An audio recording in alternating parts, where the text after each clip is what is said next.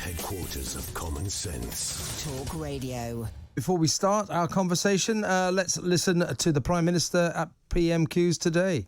Provided the current encouraging trends in the data continue, it is my expectation that we will be able to end the last domestic restrictions, including the legal requirement to self-isolate if you test positive, a full month early, Mr. Speaker. So February the 21st, in less than 2 weeks, for the people of England anyway, it literally could all be over. A really momentous moment, if we can believe it. Your thoughts, James? Yeah, I'm heartened by this. I mean, we've talked about this before. I think it could have happened a lot earlier. I think they jumped too soon by putting certain restrictions in place on the threat of restrictions and based on flawed SAGE modelling.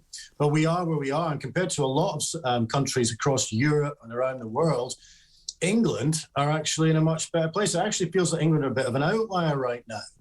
But we should be grateful of it, but we're far from done. There's two aspects to this. Firstly, there's a lot of legislation that are behind under cloak and dagger that we need to keep an eye on.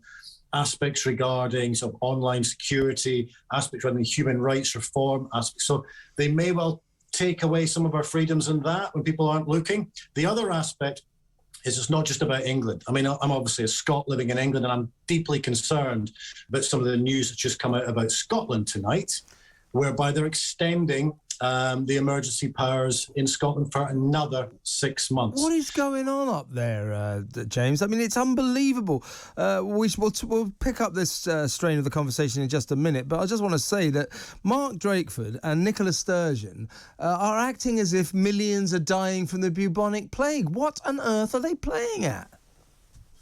I'm just saddened by this, because one of the aspects of this crisis is to get through the crisis and start rebuilding confidence again. And if you start hanging over the spectre of keeping the emergency powers in place, it means government by decree can take away our freedoms at any given opportunity. We're at a point now where we should be getting on with our lives. The variant, as we've talked about before, in terms of hospitalizations and deaths, is a very, very different place to where we were this time last year. And I'm heartened that the UK government, possibly provoked because of Partygate, who cares, we've got there, are moving in the right direction. In Scotland, it's still that whole premise of we're in control. We will decide how much freedom you've got. And coming as someone who is actually sympathetic to the independence movement in Scotland, the whole premise of one day we will be independent to set you free, but we will not set you free in terms of the decrees and the emergency powers we've got over COVID. That irony is not lost on me. Now, as I say, you know, whatever reason has triggered Boris into doing this, I don't really care. The fact is, he's done it. I mean, clearly he's trying to curry favour with a suspicious nation right now. But if he gives us back our liberty, our full liberty, and we stop all this nonsense on February the 21st, then he's got my complete support. So the reason he's able to do this is because we're talking about Omicron, a mild variant that doesn't kill anyone, or hardly anyone, and isn't putting people in hospital, is not overwhelming the NHS. All it does is it makes you feel a bit ill for a couple of days. Why does Nicola Sturgeon and Mark Drakeford think that you have to keep fighting a mild virus that doesn't make you very ill by taking away their citizens' freedom? I just don't get it. But it's also the uncertainty. I completely agree, but it's also the uncertainty that comes with it. By having these emergency powers, I wait to see what's happening with the Coronavirus Act in England, but hopefully that will go as well. But having these emergency powers raises the threat that restrictions can come in at any point, and that creates uncertainty, not just for people's mental well-being and confidence, but also for businesses as well. There's a point where we have to just move on completely. That includes legislation. Now, we take a step back from this, and I was thinking about this earlier today about, that's great, we've got all our freedoms back again, it's the right time to do this. But it also made me annoyed as well.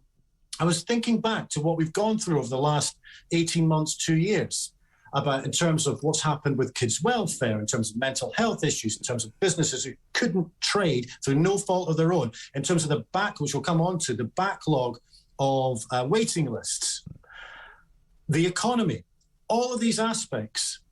all of these aspects are massive collateral damages that have been caused by this. And I do not think a lot of the restrictions, the lockdowns, also the aspects with vaccine passports, which was dangled over us, have had any benefit to our country whatsoever. There is not evidence to show that it has been beneficial. I mean, there's studies in the States, for instance, that would indicate that it's marginal gains in terms of the mortality rates about the lockdowns. But then that's not taking into account all the aspects in the round of COVID that have been damaged under collateral damages. And we have to get to a point when we take a step back from this virus at some point. We need to look at all aspects that have been affected by this, not just in terms of hospitalizations and deaths, but all the collateral damages as well. And so I welcome we've got our freedoms back. I am really, really annoyed that we're still in this place 2 years on. I couldn't agree with you more. I mean, you and I have discussed this before. What we mustn't do is allow Boris and his acolytes to get away with their constant refrain. Yes, Boris has made mistakes, but on all the big issues, he's been right. Well, he hasn't been right on lockdowns, and lockdowns are a rather major issue. Yes, as we have also conceded together, James, we'll forgive him the first one. We were in uncharted territory. He was nervous, didn't know if thousands might soon be dying every day. So, yes, OK, I'll allow you the first one. After that, I don't know why he locked us down time and time again when it was clear they were not stopping the spread of the virus. And these are the questions that he's going to have to answer. We must not let him off the hook on that one. He did not get it right on all the big issues. And we are now already paying, but about to pay an extraordinarily heavy price for all of those lockdowns, for shutting the nation down. Big questions need to be answered. Completely. I mean, it's the economic damage which was happening throughout the crisis, but there's also the collateral damage beyond the crisis as well. When actually the figures emerge in terms of what you see what's happening in terms of the cost of living, you see the backlog of waiting lists, you see, for instance, the impact on kids' welfare. You look at the fact that still hundreds of thousands of kids have not fully gone back into education properly as well. Now, the other aspect of this, and it makes me laugh, as someone who sits slightly on the left of centre, although over the last 2 years a lot of people on the left think that somehow I'm some sort of right-wing extremist now because I took a view against lockdowns. I know the feeling, James. I know the feeling. It's not the easiest position to take from the left. But I do find it ironic that the left have turned a blind eye to massive corporate profits for certain organisations who've prospered from this. Big tech, big media, and the fact that there's been huge collateral damages in terms of poverty, waiting lists, kids' welfare, elderly isolation, turn a blind eye to that at the same time. The very issues that have been created by lockdown are normally issues that the left would be campaigning against, and for some reason, a lot of them haven't even gone there. That in itself is an ideological debate, and I don't think it's about left versus right anymore. I was saying this earlier today. I think we've now got a new ideology. It's about the values of freedom and liberalism versus authoritarianism. Couldn't agree more. Did you see Prime Minister's Question Times today? Did you see Keir Starmer? I was trying to work out what on earth he was on about. He was huffing and puffing, talking about corruption and the money we've wasted on PPR and all this. And I thought, here's a guy who couldn't score an own goal from 6 yards with the keeper on the ground. He really missed his moment, didn't he? I'm not impressed with Keir Starmer. I have to admit, I was actually quite pleased when he came in as leader of the opposition. I thought we might get some grown-up politics. I mean, he hasn't got the charisma, but at the moment, he doesn't even have the grown-up politics. I don't know what he stands for. And again, as someone sat on the left, I want effective opposition. There's enough aspects throughout the last 2 years where he could be making hay against the government, and he isn't. I know the polls are showing that he's ahead, but I think that's almost a blip based on Partygate, but he isn't resonating with people. And in a weird way, Jeremy Corbyn had his flaws. He had an identity. He had an ideology.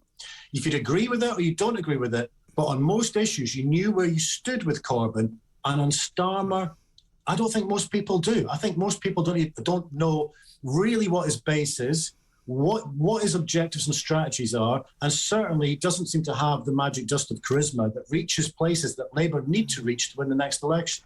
Yeah, he was all over the place today. Before we go to break, James, of course, they timed another Partygate revelation today with a Labour MP standing up to say, there's another picture. Look, here's the Prime Minister with tinsel. You know, it's a Christmas party.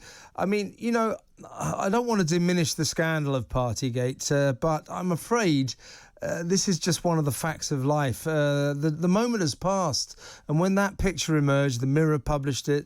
The Labour Party affected fury in the House. You couldn't help but feel it's like, oh, not another photo. The Partygate thing, it's run out of steam, hasn't it? It has. It was like last month's News Today. I think the Mirror said it was a bombshell. I mean, it's the bomb. I mean, it wasn't that. It's never been a bombshell with Boris Johnson behaving like this. I mean, Boris Johnson, it doesn't surprise me at all. I knew that these parties happen based on Boris Johnson's personality. We've talked about before. It's hardly a bombshell. Another picture, clinking glasses and bottles of champagne. There's a danger here that the people who are pushing these additional photos and bombshells just look silly and actually give some sympathy towards Boris. The only good thing that's been achieved by all these bombshells is I think it has instigated. It's been like a Trojan horse to basically get us out of the restrictions. I'm not sure where we'd be at right now if Boris Johnson and his government were white and weren't indulging in hospitality over the lockdown periods and it all busted. But I am grateful for one aspect. It has been busted, and I think it has instigated where we are right now in England. I think you're exactly right. He has, over the past couple of months, the past turbulent couple of months, learned how to do as he's told. He's been bossed around by the rest of the party because he's lost all his power ever since Owen Paterson. We know full well that had he have had felt he had his full power come Christmas, he would have locked us down for Christmas. He'd have cancelled Christmas and he'd have cancelled New Year. His cabinet and his backbench MP said, you do not do that. That story was laid out in full in the Mail on Sunday a couple of weeks ago, and it was very edifying reading. Our Prime Minister would have cancelled Christmas. He would have cancelled New Year, but he didn't have the power to do it. And all the people, the rebels who said, don't you dare do it, they were right and he was wrong. But he took the right decision under duress, and he's been vindicated. And today we had the ultimate vindication, really, when he said, right, it's all over on February the 21st. An absolutely massive moment. It really, really was.